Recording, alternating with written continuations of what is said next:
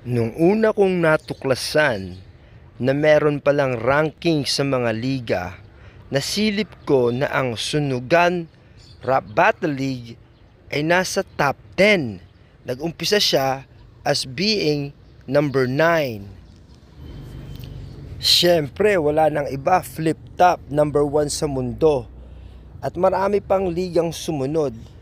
Nung nag-umpisa ang Sunugan sa number 9 nung nasilip ko, hinabol ko ng unti-unti yung paangat hanggang naging 8, 7, at ang tagal naging 7th ang Sunugan sa likod ng Don't Flop.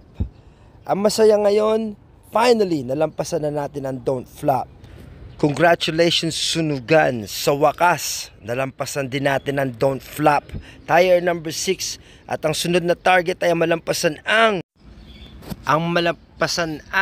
Rap Contenders na nagmula pa sa country na France. Maangat lang ang Sunugan sa top 5 dun sa itaas.